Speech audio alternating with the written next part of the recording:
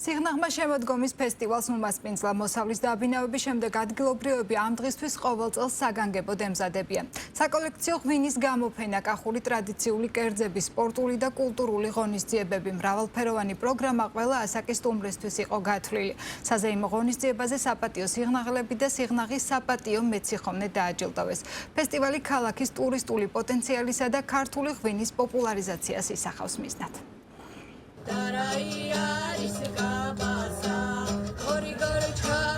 შემოდგომის ნობათით გაფორმებული კუთხეები, კულინარიული მასტერკლასები და გამოფენები. ეს სიღნაღია. ქალაქმა დღეს შემოდგომის ფესტივალს უმასპინძლა. ადგილობრივები ამბობენ, რომ ფესტივალით ისინი მოსავლის დაბინავების დასრულებას აღნიშნავენ და ამ დღისთვის ყოველწლიურად საგანგებოდ ემზადებიან. ჩატარდა კახური ტრადიციული კერძებისა და დედასპურის დამზადების მასტერკლასებიც. ყველა სოფელი აქ წარმოდგენილი ჩვენი რაიონიდან, სიღნაღის რაიონიდან. პოპულარიზაციას უწევს ყველა თავის ნაწარმს. და რა ვიცი, ძალიან კარგია ყველასთვის. ლამაზია ძალიან ყველაფერი. ვემზადებოდით, რომ გვითხრეს, რომ უნდა იყოს სიღნაღობაო, ძალიან გვიხაროდა და რა ვიცი, კარგია. წარმოვადგენ ჩვენ სოფელს. განწყობა არაჩვეულებრივია. ამინდიც გვიწყობს ხელს ამაში. ჩვენ წარმოვადგენთ ანაგას.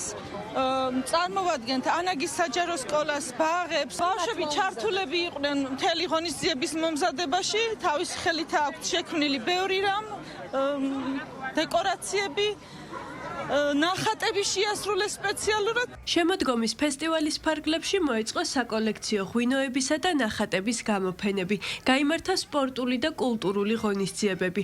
ამ დღისთვის საგანგებოდ მოემზადნენ მეწარმეები. მათ შორის მცირემარნებმა წარმოადგინეს მრავალფეროვანი ღვინოები. სიღნაღის შემოდგომის ფესტივალი მესამეა მუსიკალური და თეატრალური ფესტივალების შემდეგ და მისი დაფუძნება მიზნად ისახავს ქალაქის ტურისტული პოტენციალის და ქართული ღვინის პოპულარიზაციას. სიღნაღის მუნიციპალიტეტმა გასულ წლებში უკვე დავაფუძნეთ კინოს და თეატრის საერთაშორისო ფესტივალი. წელს პირველად ჩაეყარა საფუძველი და ტარდება სიღნაღის შემოდგომის ფესტივალი. აღნიშნული ფესტივალის მიზანია ქალაქ სიღნაღში და სიღნაღის მუნიციპალიტეტში როგორც ერთ-ერთი მნიშვნელოვანი ტურისტული მიმზიდველობის ცენტრის პოპულარიზაცია და ასევე ხელს უწყობს კახეთს როგორც მეღვინეობა, მევენახეობის მხარის ღვინის პოპულარიზაციას. განწყობა აქვს ძალიან კარგი. ვილოცავ ყველა სიღნაღობას. სიღნაღი ყველამ ვიცით, რომ ქიზიყს ეკუთვნის და ჩვენი მეღვინეობაც ქიზიყური მეღვინეობაა, დედოფლის წყაროდან ვართ. მოხარული ვართ, რომ ჩვენ მხარეში ქიზიყში ეწყობა ესეთი კარგი ფესტივალები. წარმოდგენილია ღვინო, ასევე ჭაჭა, სხვა ალკოჰოლური სასმელებიც. შემოდგომის ფესტივალში მონაწილეობა მიიღო საქართველოს პარლამენტის თავმჯდომარემ შალვა პაპუაშვილმა, აღმასრულებელი და საკანონმდებლო ხელისუფლების წარმომადგენლებმა. ფესტივალზე დასახელდნენ საპატიო სიღნაღელები და სიღნაღის საპატიო მეციხოვნე. ამ გალავანს, ციხის გალავანს 200 წლის წინ პატრონობდა და აღაშენა, გაამთელა, განარცოდა, განადიდა ერეკლე მეფე.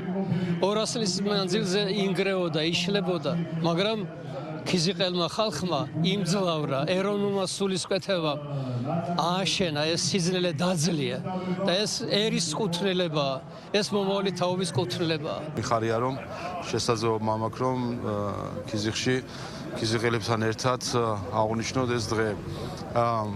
წელს გამორჩეული წელი იყო კახეთისთვის მოსავლის მხრივ. იცით რომ ჩვენი დამოუკიდებლობის პერიოდში ყველაზე მაღალი მოსავალი იყო ყურძნის, რაც თავისთავად გულისხმობს თითოეული ოჯახისთვის კეთილდღეობის დასს და რა თქმა უნდა გულისხმობს ასევე კარგ განწყობას მთლიანად კახეთში. შემოდგომის ყოველწლიური ფესტივალის საზეიმო დღე ანსამბლ შავნაბადას და ლიზა ბაგრატიონის კონცერტით დასრულდა.